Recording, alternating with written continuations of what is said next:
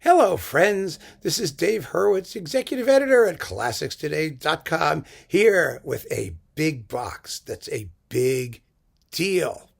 It's on Eloquence, the Netherlands Wind Ensemble, complete Philips recordings, possibly the greatest collection of wind ensemble music ever assembled in one box. I can't think of another that's anywhere as great as this one was. And the conductor was Edo de Waart for most of the period that these were made. Fascinatingly, you have like 20 discs, one for each of his wives. He was a very busy guy. I remember when he was in San Francisco and he was getting married and divorced, and it was very interesting. Anyway, we don't need to go there. It just was sort of funny. It just struck me. Anyway, look, you get great stuff all on 20 fabulous, beautiful original jacket things with the 20 discs, or is it 17 discs? It says disc 17. 17 discs. Ignore me. He only had 17 wives. That makes me feel better. 20 was excessive. Anyway, you get a good booklet, like you always do, beautifully written notes, and let's go through this amazing collection. Now, as you can imagine, most of it, or a big chunk of it, the largest single chunk of it, let's put it that way, is Mozart. It's got to be Mozart, because Mozart was the greatest composer for wind ensembles in the history of mankind. So let's just look and see how many Mozarts we get. We get Mozart, we get more Mozart, you get all the wind serenades and divertimenti. And there's a lot of these little suckers, quite many of them. And, so it's 1, 2, 3, 4, 5. Disc 5 here has the Grand Partita. Oh, what a great Grand Partita this is. It's totally fabulous. The Netherlands has such an incredible tradition of wind playing. The winds of the Concertgebouw have been legendary forever as one of the great symphonic wind sections, along with like the Czech Philharmonic. They're just incredible. And here they are, that tradition. It's still around, and it was wonderful. Then we have Mozart Miniatures, and this is actually rather interesting, because in addition to these miniatures, you also get, wait a minute, let me see here, you get some vocal nocturni, sung by no less than Ellie Ameling and Elizabeth, what's her name here? Elizabeth Koymans and Peter Vanderbilt, baritone. So they're like ensemble pieces. They're wonderful. And you get they're like tiny, a minute and a half long. But boy, where are you going to find these outside of complete Mozart editions? Just delicious. Absolutely delicious. And then let's see, what do we have? We have more Mozart. That's a 2-disc set, by the way. The Nocturni, there's let's see, 1, 2, 3, there's about 5 or 6 of them. And you get the 12 duos for 2 horns, Kershaw 487, or some of them, most of them. And you get the Divertimento number 5 for 3 basset horns, all by themselves. There's some really wonderful Mozartian rarities in here too. And then we have Harmonia Musik after Mozart. What that is wind arrangements of greatest hits from the Mozart operas. Those have become rather well known. There was a whole series of them on Capriccio, and that were also extremely well done. There's Consortium Classicum. There are other wonderful wind ensembles, but these were the people who started it all. And boy, have these things held up well. They were gorgeously recorded. They're beautiful, absolutely beautiful. So you get Don Giovanni and Die Entführung, the abduction from the Seraglio. You get excerpts, and this is just with the wind ensemble. I don't see Edo flying around in here. He may have been off on his honeymoon, one of them. And we get fabulous similar stuff by Rossini. You get the Barber of Seville highlights. You get Corradino, whatever Corradino is. And you get Semiramide and the Italian Woman in Algiers. So those are delicious too. What's not to love?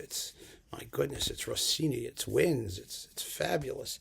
And then we have, this is one of my absolute favorites, 3 of Krommer's Octet Partitas. these are masterpieces of wind writing. They really are.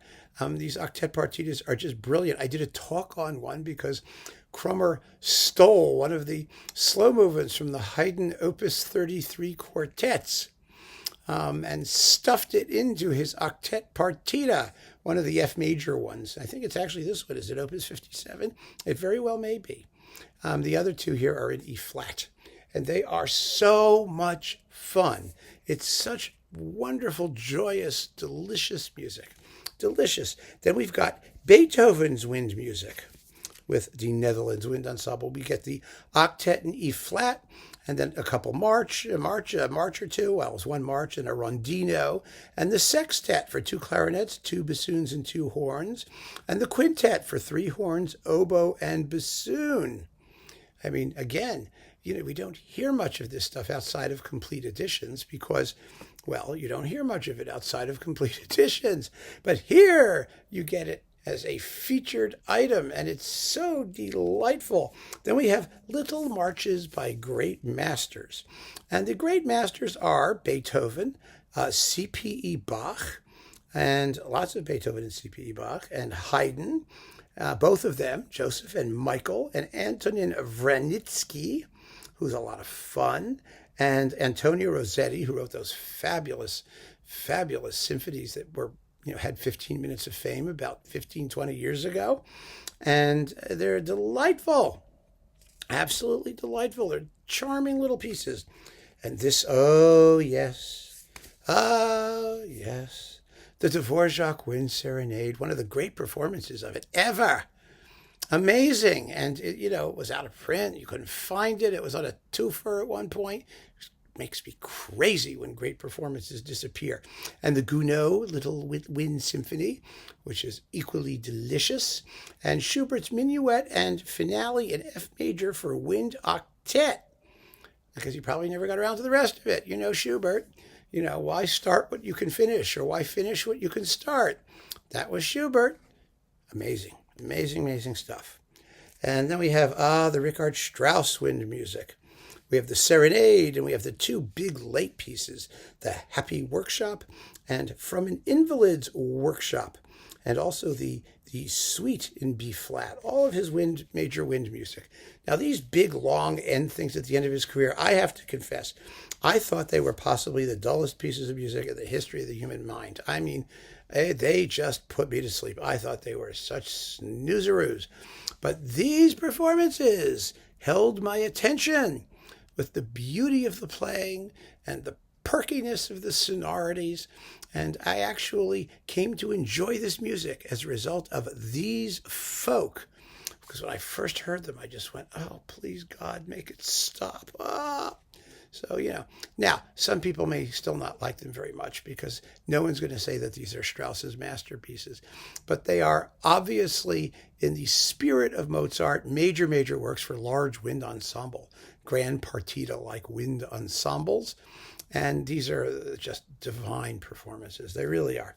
Then you've got Stravinsky, the Concerto for Piano and Winds, the Ebony Concerto, the Symphonies of Wind Instruments, and the Octet. So all of Stravinsky is windy stuff. The pianist is Theo Bruins, who is really very, very good. No question about it. The clarinet in the Ebony Concerto is George Peterson, who's fabulous, as we all know. And Ado is back conducting from his honeymoon. And boy, it's great. He conducts the Strauss stuff too. And then finally, last but not least, one of the sort of last things I think they did for Phillips. Oh, this was 77. Maybe not, but this is with Reinbert Deleuve, piano, and Vera Beth's violin.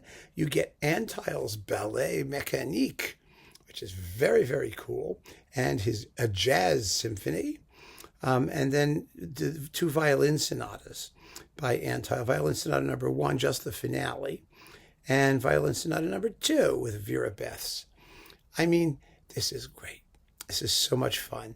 And it's wonderful to hear, at least you get to hear this sort of progression from the classical wind ensemble, the classical works, the great classical works, all the way up to Stravinsky and Antheil and the modern folk. So that makes it a doubly wonderful collection, which I'm going to now attempt to reinstall in its original box. And here it is. There we go. This is really a major release. It really is. I mean, there's no question about it. This is some of the, if your goal as a collector is to simply get the best of everything you can get your hands on, which is a very laudable goal, and it makes a lot of sense to me, then you're going to want this because it's just the best of what it is. And once you have it, you can certainly duplicate things. I mean, I don't think I could ever have enough recordings of the Dvorak Wind Serenade, for example, because it's just so beautiful. But I want to hear the Czech ones, and I want to hear everybody do it. I understand. There's some works. The Mozart Grand Partita, you cannot stop collecting. And the other, wind sextets are from around the same period, which are amazing. So, yeah, I mean, you'll want to have certain things. But by and large, if you have this box, you are set for life in the wind ensemble department. I assure you of that. So grab it while you can. Get it while you can and be set for life.